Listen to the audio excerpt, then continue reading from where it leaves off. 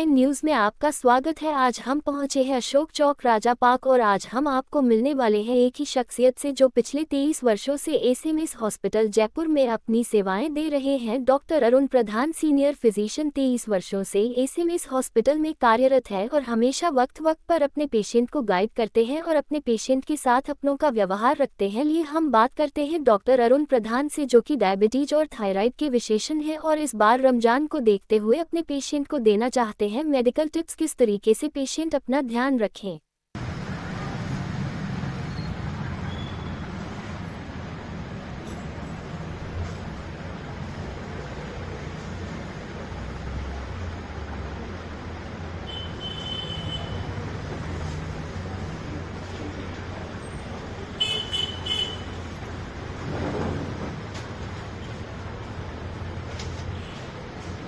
यदि अगर भगवान का दूसरा रूप समझे तो दुनिया के अंदर डॉक्टर को माना जाता है। आज हम ऐसी शख्सियत जो कि एसएमएस में वरिष्ठ विशेषज्ञ हैं डॉक्टर अरुण प्रधान जी, उनसे बात करेंगे और जानेंगे कि रमजान आने वाले हैं और आजकल एक बीमारी है जो हवा की तरह फैल रही है, डायबिटीज और थायराइड। उनके बारे में जानेंगे और बताएंगे डॉक्टर साहब हमें कि किस तरीके से पेशेंट को फॉलो करना है रमजान को देखते हुए। डॉक्टर साहब सबसे पहले तो आपको हमारे चैनल पे बोलने के लिए बहुत बहुत शुक्रिया और हम आपसे जानना चाहेंगे कि आपके जो आप विशेषज्ञ थायराइड के और आप कई सालों से इसमें सेवाएं दे रहे हैं, तो हम ये जानना चाहेंगे किस तरीके से पेशेंट को रमजान को देखते हुए फॉलो करना चाहिए मेडिसिन। और डायबिटीज के पेशेंट्स को सुबह शाम दवाइयाँ खानी होती है, तो रमजान के मरीजों को हम विशेषकर ये सलाह देना चाहता हूँ मैं आपके चैनल के माध्यम से कि जो सहरी करते हैं मॉर्निंग आवर्स में, उसमें जो नाश्ते वाली गोली है जो कि लाइट होती है हमेशा डायबिटीज में, जिससे कि शुगर लेवल गिरता नहीं है, तो उस शुगर लेवल को ना गिरे इसलिए हम सहरी पे वो गोली को प्रिस्क्राइब करते हैं जो कि नाश्ते के पहले ली जाती है और जिस गोली की मात्रा ऐसी हो कि उससे शुगर गिरे नहीं दिन भर, क्योंकि पेशेंट यदि उसमें अपना रोजा रखेगा तो उसकी शुगर गिरे नहीं। दूसरी बात, जो सुबह शाम की, दोपहर की और रात की जो गोली है, हम दोपहर की गोली को उसमें ना लेने की सलाह देते हैं मरीज को। उसकी जगह वो इफ्तारी जब करते हैं उसके 15 मिनट पहले वो शाम वाली गोली को लें। और एक सलाह हम और देते हैं कि जैसे आप रोजा खोलते हैं तो उस समय सिर्फ जल का या आप जो भी चीजें लेते हैं फ्रूट्स का ही सेवन करें। अत्यधिक तले हुए पदार्थों से या भुनी हुई चीजों से अपने को विशेषकर परहेज करना होगा। वो आप जब आपकी बड़ी नमाज होती है उसके पश्चात ही गोली लेने के 15 मिनट बाद शायद आप पूरा आहार लें। कुछ मेरी आलिम लोगों से भी बात हुई, जैसे शुगर लेवल को चेक करने में कोई रोजा नहीं टूटता है, तो आप अपनी शुगर के लेवल पे बिल्कुल नजर रखें। दिन में भी आप शुगर अपनी चेक कर लें, रोजा खोलने से पहले भी आप शुगर को चेक कर लें और उस हिसाब से आप कम मात्रा में शुगर का प्रयोग करें। नींबू पानी या हल्का सा नमक आप ले सकते हैं यदि आपका रक्तचाप ठीक है तो। थायराइड पेशेंट्स में जनरली जो गोली होती है वह सुबह के टाइम पे ली जाती है।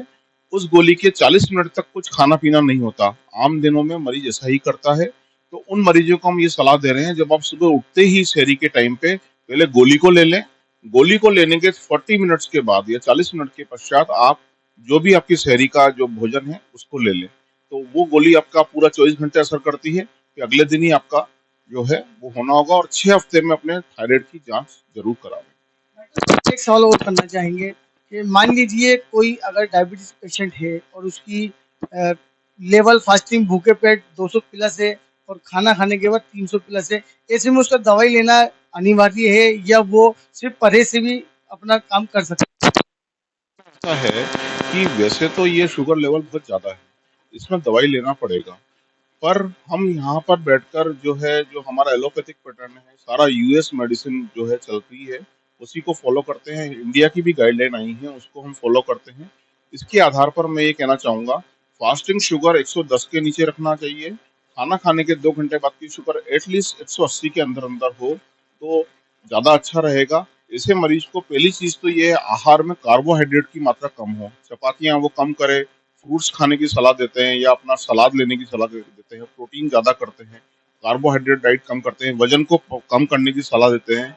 दैनिक क्रिया में अपन जो है चहलकदमी करें, लेकिन इसमें हम एक 3 महीने वाली जांच जरूर कराते हैं जिसको हम HbA1c बोलते हैं, ग्लाइकोसाइलेटेड हीमोग्लोबिन, जो कि नॉर्मली 6.5 से कम होना चाहिए, ज्यादा से ज्यादा कुछ गाइडलाइन में 7 से कम होना चाहिए। यदि वो टेस्ट हमारा ज्यादा आता है तो फिर हमें उसको कुछ दवाइयां चालू करनी पड़ती हैं। यंग एज है, फैमिली हिस्ट्री नहीं है, तो ऐसे पेशेंट में जल्दी रिकवरी की संभावना होती है। ये कि रमजान मुस्लिम के लिए स्पेशल महीना होता है। रमजान के अंदर मुस्लिम लोग ज्यादातर ही सोचते हैं कि रमजान में जो नियामत मिलती है खाने की, फ्रूट्स वगैरह, वो ज्यादा से ज्यादा खाने को मिलते हैं। गरीब लोग आधे दिन नहीं खा पाता है, उसमें एक रमजान में उनको एक सोर्स मिल जाता है खाने का। तो क्या डायबिटीज पेशेंट या थायराइड पेशेंट कोई फ्रूट है वो नहीं खाए या सभी खा सकते हैं? जो डायबिटीज पेशेंट हैं उनको बहुत ही अत्यधिक मीठे फल का नहीं खाना चाहिए, जैसे अंगूर हो गया, चीकू हो गया, इस तरह के फल को अवॉइड करना है। जैसे आपका सिट्रस फ्रूट जिसको हम कहते हैं, जैसे मौसमी हो गया, नारंगी हो गया, तो उसको आप रस की जगह आप चबा चबा के लें, क्योंकि उसमें फाइबर भी होता है, उसका उससे आपका डाइजेशन भी ठीक होता है। तो कम मीठे फल आप ले सकते हैं। ज्यादातर ज्यादा हम उनको खीरा, ककड़ी, टमाटर इस तरह के सलाद लेने की हम जो है सलाह देते हैं। क्या कुछ मैसेज देना चाहेंगे आप रमजान के अकॉर्डिंग या अपने पेशेंट के अकॉर्डिंग? मैं अपने सारे पेशेंट्स को, अपने मरीजों को पहले तो रमजान का जो पाक महीना है उसके लिए अत्यधिक शुभकामनाएं देना चाहता हूँ। उसको ध्यान रखें, अपनी सेहत का ध्यान रखें। दूसरा, जो जो डायबिटीज के पेशेंट हैं वो अपने शुगर को नापते रहें। जनरली मैं पेशेंट्स को ये बताता हूँ कि एक डायरी लें, उसमें शुगर को अपना चार्टिंग करें, चार्टिंग के आधार पर ही करें। और दूसरी बात ये है कि अत्यधिक शुगर बढ़ने पे आप बीच में जो है सलाह लेने के लिए आए, उसके लिए हम हमेशा तैयार हैं। थायराइड के पेशेंट को, जैसे कि मैंने पहला भी बताया, कि सुबह उठ के गोली लें, 40 मिनट का कम से कम उसमें डिफरेंस होना चाहिए खाने पीने में, गोली में। ये थे हमारे साथ एसएमएस वरिष्ठ विशेषज्ञ डॉक्टर अरुण प्रधान, जिन्होंने हमें तफसील से बताया रमजान को देखते हुए। मैं महफूज कुरैशी के साथ इकराम खान।